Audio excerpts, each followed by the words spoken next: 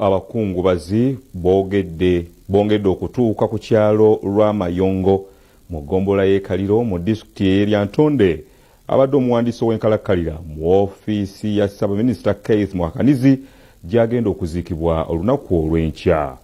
Bano n'okutuusa kati bakyatendereza nnyo Omugenzi, naddala okuzimba amasomero kuno kw'oteeka n'okwatuusiza amasannyalaze.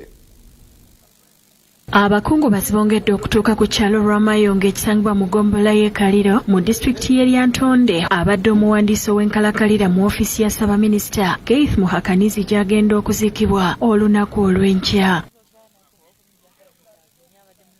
Mu batuuse ye Fred Muhanje, ssentebe wa disitulikiti y'Eryantonde, era ng'ono ategeezezza nti omu ku baasomako n'Omugenzi ng'agambye nti bafiiriddwa omuntu abadde ekyokulabirako. Eno twagisanga nga ensi eno eri mbi nnyo, eri mabega nnyo. So eraba enkulaakulanya y'olaba yaffe ya kiisi nange y'okuteeka mu model farming. So olaba enkulaakulanya eri wano. Oluno oluguudo tuwaaliwo bali bayita mu nsiko naye kati walaba ensi ebadde ekulaakulanye. Eyaliko minisita Mwesigwa Rukutana era ng'abadde mukwano gw'Omugenzi ategeezezza nti kyasinga okumujjukirako kwe kuba nti abadde akulembeza amazima n'obwesimbo. Yali musajja odale nnyo, very order, buli kintu kyonna kiri mu buwandiike, buli kantu konna kakolako akateeka, tube tosobola kusabamu. Kyemanyi abaana be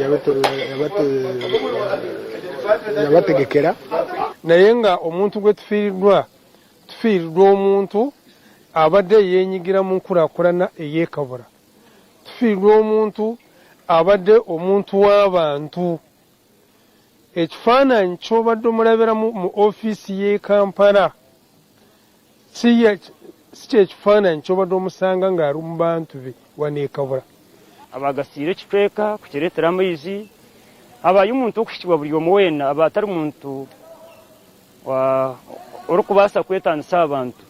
Zo enteekateeka z'okuziika zigenda mu maaso era we tukoledde emboozi eno nga weema abakungubazi mwe bagenda okutuula zamaze dda okusimbibwa mu kifo kino. Jennifer Nakaweesi yakusakidde eggulire lino ku Bukedde TV.